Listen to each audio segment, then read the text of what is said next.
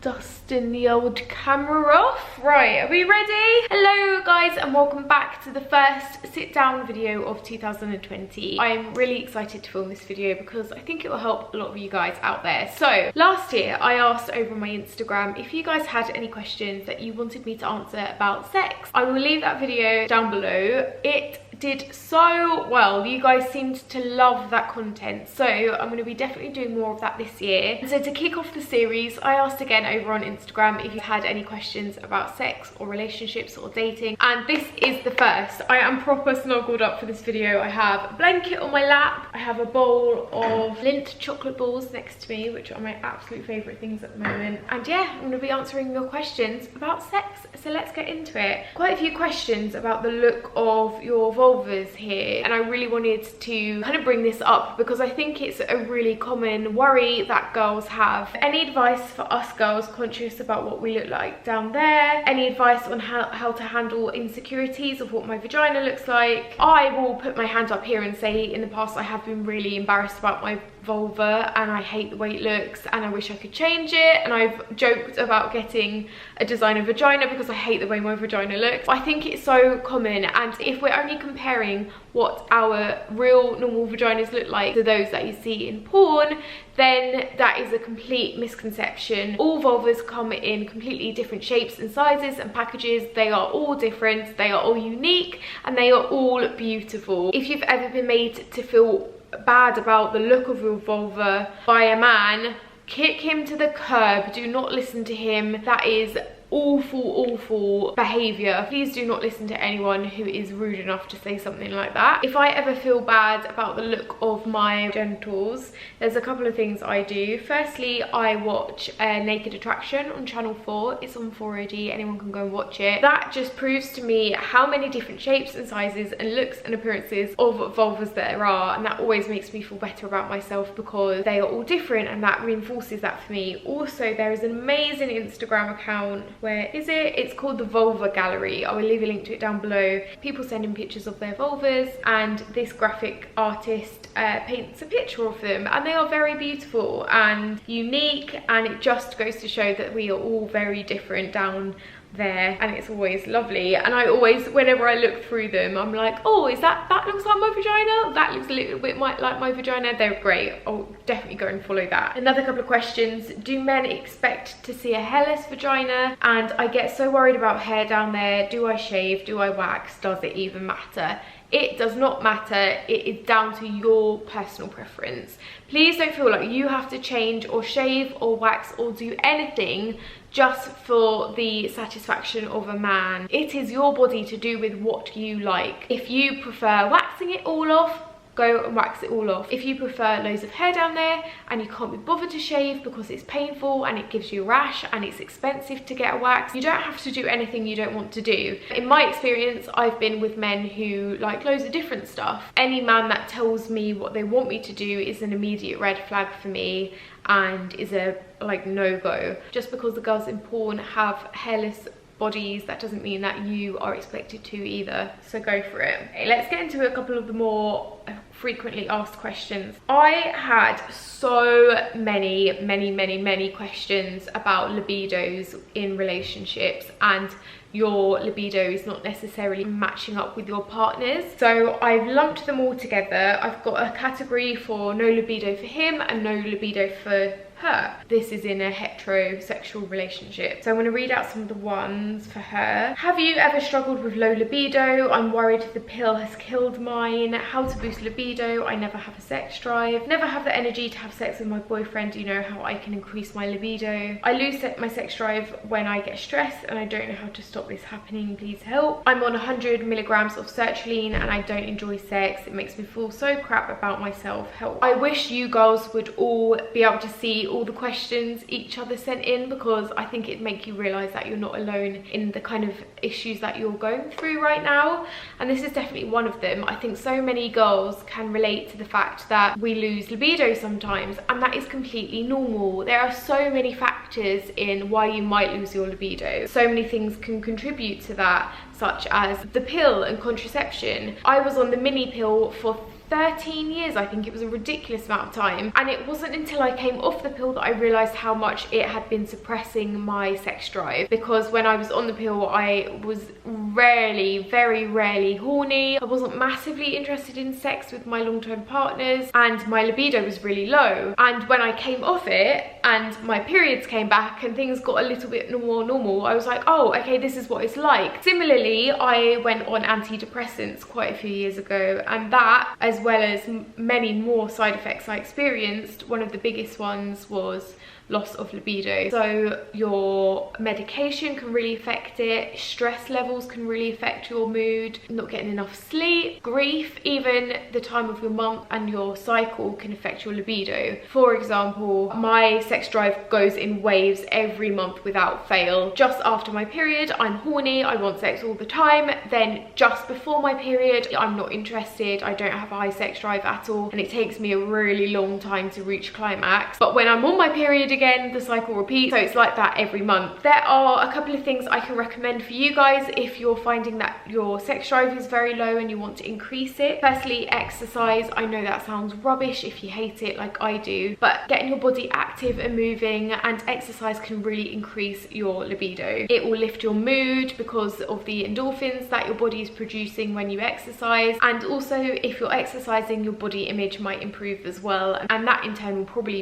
boost your libido. Finding ways of dealing with stress. If stress is a factor in your life, like getting a good night's sleep, maybe writing down a list of things that you're worrying about before bed so you can put them all down and not have to think about them again. Not getting overwhelmed with the little things every day and just taking things day by day. Really just spending time with your partner is an amazing way of gaining your libido. Communicate with them, tell them how you're feeling. Spend time just kissing them and hugging them with no other distraction. Even small things like that, like kissing your partner more and having better communication, can really help you feel more connected, and in turn will feel a lot more turned on by them. Also, there are things you can do, like maybe do some research on some new sex positions to use. Maybe even watching a tiny bit of porn might get you in the mood. Buy yourself some new lingerie that you're excited to wear. Be a bit more spontaneous with when to have sex. If you hate the idea of sex and your libido is really low because it's always the same time and the same positions and the same kind of routine, then maybe try and switch the routine up. If you know that you're going to be tired tonight and you don't want to do it, when your partner's cooking dinner, make an advance on them. Little things like that can really help. But I would like to emphasize the fact that fluctuations in sex drive is completely normal, and we all go through it, even guys. So instead of putting pressure on yourself and feeling really guilty about it and beating yourself up, just spend more time focusing on your relationship and the things that make you happy, and spending quality time with your partner, and they are all things that will help kind of make you feel a little bit more connected to them. Also, if you hate the idea of sex because it's so routine, experiment more with foreplay. Penetrative sex doesn't have to be the be all and like the end goal of sex. Foreplay is amazing. Oral sex, try blindfolds, try different flavored lube. Just switch things up slightly, and that might get your libido going a little bit more. If it is medication that you feel like is dampening your sex drive, then maybe talk to a doctor about it. And there are non-hormonal contraceptive options out there if you don't want to be on hormone pills anymore, because that is proven to decrease a woman's sex drive. And then on the other hand of the spectrum, I had quite a few questions about you guys who have really high sex drives which don't match up with your partners, and they are never in the mood and you don't know how to deal with that. So the questions were: what to do if you have a much higher sex drive than your partner, how to deal with a boyfriend who has a much lower sex drive than you, feeling frustrated and unattractive, how to cope when the sex drive levels are different between partners, i.e. girls much higher than boyfriends, is it bad to self-pleasure because my partner never wants to have sex, and advice on what to do when your sex drive is more or less than your partner. Also, how do I tell my boyfriend we aren't having sex enough for my liking? They're all very valid and important questions that it seems a lot of you guys are experiencing. So here are my top tips on how to deal with that. My first piece of advice would be to not completely blame the low sex drive on your partner. As I mentioned in the first video, there might be a number of factors as to why their sex drive is very low at the moment. So my first tip is to be really sensitive to your partner and what they're going through, and try to communicate. There are ways that you can definitely help them with this situation and scenario so that you both end up really happy. My second tip would be, please don't try and take it too personally. I know as a girl that would be my first concern about my partner not seeming to want to have sex with me. I would immediately take it on as my problem and my burden and my fault. If my partner doesn't want to have sex, is it because he doesn't find me attractive anymore? Is it because I'm not sexy? Is it because I'm not very good in bed? It's really, really negative and really damaging to have thoughts like that, because ultimately 99% out of 100 it will be something else going on in your partner's lives that is causing this. Your partner is probably already feeling bad enough about having low sex drive without the added pressure and guilt from you on top of that. That is not going to fix the situation at all. If anything, it's going to make it a little bit worse, because it's going to put them off having sex with you even more, and you're going to feel really stressed because you can't communicate with them properly. Tip number 2 is to try not to take it on as your burden and try not to make them feel bad about it. My third tip would be, try and get the spark back into your relationship by doing little romantic things that don't necessarily have to end up in sex as the end goal. So compliment your partner, make them feel good about themselves, have a date night, have cuddles, kiss them. It doesn't have to lead into anything, but make them feel like you really care for them and like you're there for them. And by doing things like that and really communicating with your partner, they are going to feel a lot more close to you and you're going to feel a lot more bonded. Tip number 4 would be maybe to not initiate sex for a while. Give them space to recharge, give them space to miss you and your body and sex for a little bit, and meanwhile focus on things that make you really happy. Maybe pick up a new hobby or read a book that you've had on your shelf for ages, learn how to cook a dish that you really like. Little things like that to kind of keep you occupied whilst you give your partner space. And my 5th tip would be to masturbate. Masturbation is really healthy, it's really good for you, and if you're getting your sexual pleasure from yourself, that might mean that you're putting less pressure on them to get involved as well if they don't necessarily want to. After all, you cannot rely on your partner to fulfill every single part of your life, so by taking a little part of it into your own hands is a good idea. But I think communication and just being really there for your partner and maybe saying to them, I feel a little bit bad sometimes, is there anything I can do to get you in the mood, or what do you really like, or what do you want? Just open up that conversation and I'm sure it will help. Another question I really wanted to answer, because I feel like it's really important and I had so many of them, was how to orgasm. So a load of you girls thinking you're abnormal because you can't orgasm through sex and that you get in your head a little bit too much. I'm gonna read out some examples here. How the fuck do other women come? Like, I can't do it. Is there something wrong? Am I doing it wrong if you can never orgasm from penetrative sex? I struggle to orgasm during sex. Any tips to help me have an orgasm? I can only reach orgasm with the help of a vibrator during sex. What am I doing wrong? Nothing. Why am I finding it hard to orgasm recently? Got any tips? It's now feeling embarrassing. Tips for females who can't orgasm with their partner present, and I've never had an orgasm from a man or boyfriend before. What is wrong with me? Oh my god, if I could reach all of you out and give you a massive hug and tell you that there is nothing wrong with you, I would, because there's nothing wrong with you. I would like to start this answer with a little stat that we should all know by now, and that is between 70 and 80% of women cannot orgasm through penetrative sex, and that is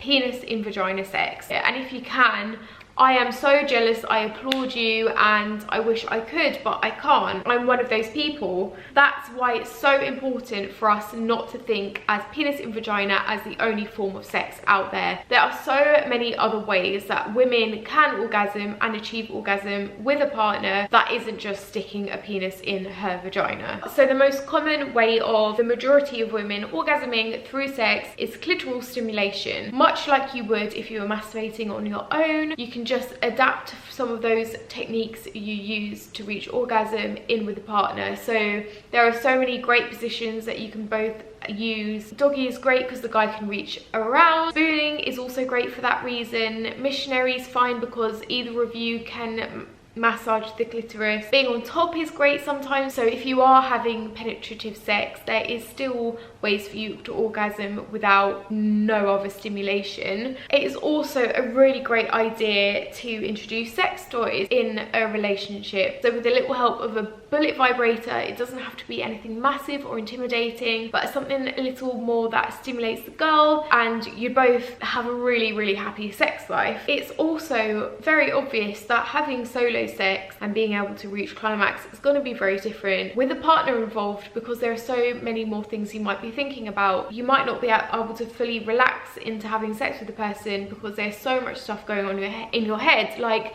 do I look okay? Does that feel good for them? What move are we going to do next? There is so many stuff that can go around in a girl's head when she's having sex with a guy that completely detracts and makes us think too much to be able to relax enough to have an orgasm. So my main tip would be to try and be more mindful when you're having sex. Instead of worrying so much and thinking so much, try and just bring it back down to the body and really pay attention to the sensations you're feeling. Focus on your partner and how good it feels to be close to them, and the eye contact and how great they look, and really just allow yourself to embrace all the feeling and sensation to try and ease and relax into your orgasm. I also think there is so much pressure nowadays on orgasm being the end goal for sex, and it shouldn't be. Sex should be about having fun and feeling close with your partner. The orgasm shouldn't be the be all and end all. Ejaculation shouldn't be the end goal. It should be about the feelings and the fun. It is fun. If you take the pressure off having sex and orgasm being the end goal, then you're more likely to just have a lot more fun with it, and you'll probably find that you orgasm a lot easier. I think we can all put our hands up and say that there have been times where we've been way too preoccupied to fully relax into it. Like, I know that if I've got a really stressful day, then I find it really hard to let go and orgasm because my mind's going too much, even if my partner's doing an amazing job. But you shouldn't feel embarrassed if you can't. You can just say to them, this feels amazing, this is really great, but I don't think I'm going to orgasm today. Sometimes I do climax, sometimes I don't, but I'm still having a really good time and I'm still really enjoying myself. It doesn't have to be an embarrassing thing not to climax. Okay, and then on the opposite side of the spectrum to that, there is the problem of your partner maybe not knowing what feels good for you, and I really wanted to read out a couple of questions like that. So the first question was, this one's really difficult.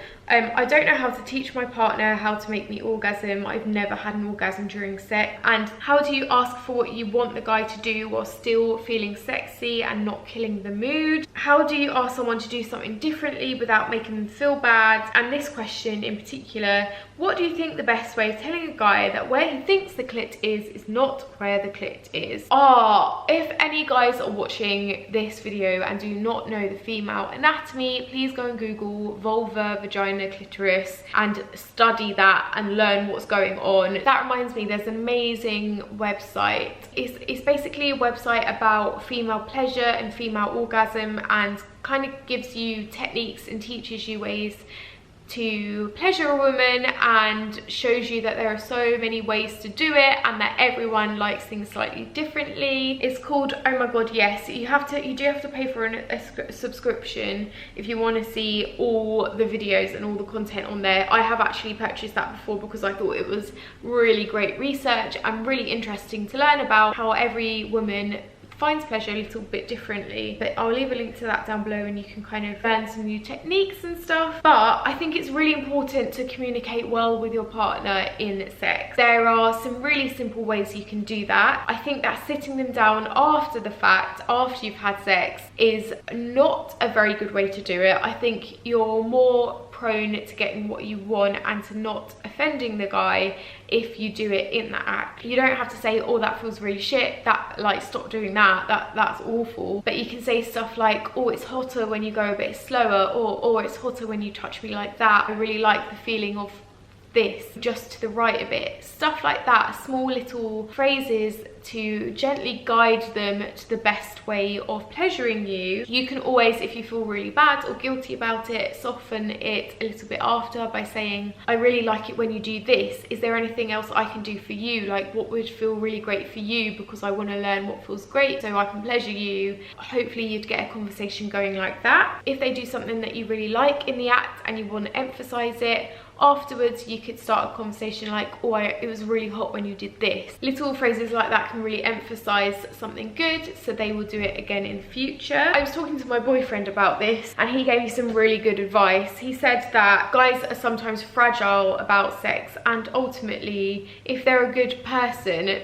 all they want to do is to be able to pleasure their partner, so they would be more than happy to learn little techniques and new ways of doing that, because getting you off is going to benefit their sexual pleasure as well. It's a turn on when your partner feels good and orgasms. So I think most guys, even if they are fragile about stuff like that, they would really appreciate knowing what their partner does and doesn't like. So I think it's just important, guys, for you to start a conversation with your partner, open up dialogue, make it a thing not to be ashamed of talking about sex. So I really hope that has helped. This video is going to be so long. Stay tuned because there is going to be a part 2 of this video coming up. I've got so many questions I still want to answer here. Yeah, there will be a part 2 for this coming soon. Do let me know down below if you enjoyed this video and if you want any more content like this. I love you guys lots and I will see you soon.